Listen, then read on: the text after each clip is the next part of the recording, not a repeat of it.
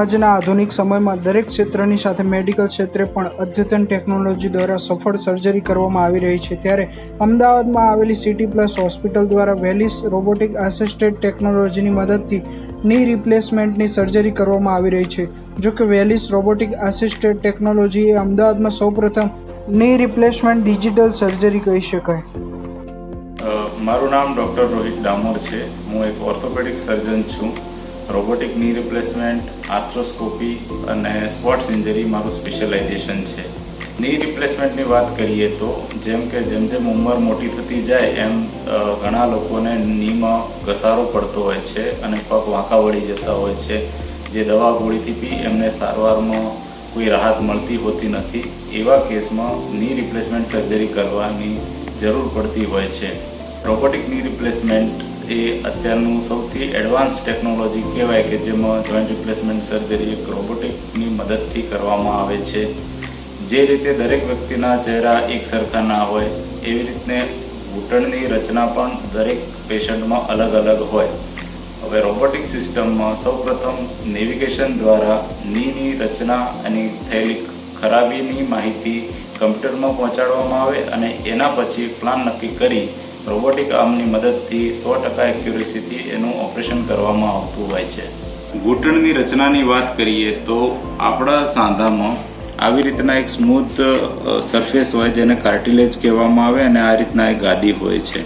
જેમ જેમ ઉંમર વધતી જાય એવી રીતના તેમાં ઘસારો પડતો હોય છે અને ઘસારો જ્યારે એક હદથી વધારે થઈ જાય ત્યારે દર્દીને ચાલવા ફરવામાં ઉઠવા બેસવામાં ખૂબ જ દુખાવો થતો હોય છે અને દવા ગોળીથી બી જો દુખાવામાં રાહત ના થાય તો પછી એમાં જોઈન્ટ રિપ્લેસમેન્ટ કરતા હોઈએ છીએ। જોઈન્ટ રિપ્લેસમેન્ટમાં નીચેના હાડકામાં આપણે આવી રીતના એક પ્લેટ મૂકતા હોઈએ છીએ, નીચે દેખાય એવી રીતના, અને ઉપર એક આવી કેપ લગાવતા હોઈએ છીએ અને એની વચ્ચે એક પ્લાસ્ટિક હોય છે, હાઈલી ક્રોસલિંક પોલી કહેતા હોય છે એને।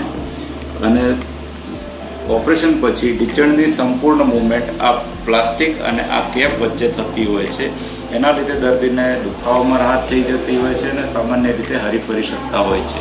વેલિસ રોબોટિક ની રિપ્લેસ સિસ્ટમમાં મેઇન 4 ભાગ હોય છે। પહેલું તો એક રોબોટિક આર્મ હોય છે, એક ઇન્ફ્રારેડ કેમેરા હોય છે, હાઈ સ્પીડ કેમેરા કહેવામાં આવે છે એને, ત્રીજું આ એક ઓપ્ટિકલ ટ્રેકર્સ હોય છે અને ચોથું એક મોનિટર હોય છે। ઓપરેશનમાં ચેકો મૂક્યા પછી સૌથી પ્રથમ ઢીંચણની આજુબાજુ આ ટ્રેકર્સ લગાવવામાં આવે છે। ટ્રેકર્સ લગાવ્યા પછી આ કેમેરાની મદદથી ઢીંચણની રચના, એમાં થઈ ગયેલા નુકસાન વગેરે વિશેની માહિતી આપણે કમ્પ્યુટરમાં ફીડ કરતા હોઈએ છીએ। કમ્પ્યુટરમાં ફીડ કર્યા પછી એક ઓપરેશનનો પ્લાન નક્કી થાય છે। એ પ્લાન નક્કી કર્યા પછી રોબોટિક આર્મ ઉપર અહીંયા એક સો લાગેલી હોય છે। એ સો વડે ઢીંચણનો ખરાબ થઈ ગયેલા ભાગને રિમૂવ કરવામાં આવે છે। એ રિમૂવ કર્યા પછી ત્યાં એક ટ્રાયલ બેસાડવામાં આવે। એક ટ્રાયલ બેસાડી અને ઢીંચણનો અલાઇનમેન્ટ અને બેલેન્સિંગ ફાઇનલ ચેક કરવામાં આવે છે અને ચેક કર્યા પછી આર્ટિફિશિયલ જોઈન્ટ એટલે કે ઇમ્પ્લાન્ટ બેસાડવામાં આવે છે। વેલિસ રોબોટિક ની રિપ્લેસમેન્ટ સિસ્ટમ એ દુનિયાનું એકમાત્ર 4th જનરેશન રોબોટિક સિસ્ટમ છે। આ એક રિયલ ટાઈમ બેઝ સિસ્ટમ હોવાથી ઓપરેશન પહેલા કોઈ સીટી સ્કેન કે એમઆરઆઈ કરવાની જરૂર નથી અને એનાથી ઓપરેશન પહેલા વધારાનો ખર્ચો કે કોઈ રેડિયેશનથી બચી શકાય છે। આ એક 100 બેઝ સિસ્ટમ હોવાથી આ ઓપરેશન ખૂબ જ ઝડપથી પૂર્ણ થાય છે। હાલના સમયમાં પણ સિટી પ્લસ હોસ્પિટલ એક એવું સેન્ટર છે જ્યાં રોબોટિક સર્જરી દરમિયાન જોન્સન એન્ડ જોન્સનનો જોઈન્ટ યુઝ કરવામાં આવે છે।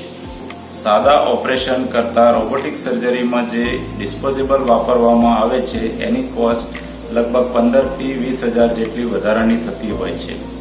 વેલિસ રોબોટિક ની રિપ્લેસમેન્ટ સિસ્ટમથી ઓપરેશન કરવાના ફાયદાની વાત કરીએ તો એક તો આ ઓપરેશન 100% એક્યુરેસીથી કરવામાં આવે છે। બીજું, ઓપરેશન પછી પીડા રહિત અને ઝડપી રિકવરી આવે છે। ઓપરેશન બાદ ઘણા દર્દી 24 કલાક બાદ અથવા ઘણા દર્દી 12 કલાકની અંદર પણ પોતાના પગ ઉપર કમ્ફર્ટેબલી ચાલી શકતા હોય છે। એટલે ઓપરેશન બાદ હોસ્પિટલમાંનું જે રોકાણ હોય છે એ ઘટી જાય છે। ઓપરેશન દરમિયાન થતા કોમ્પ્લિકેશનની શક્યતા ઘટી જાય છે।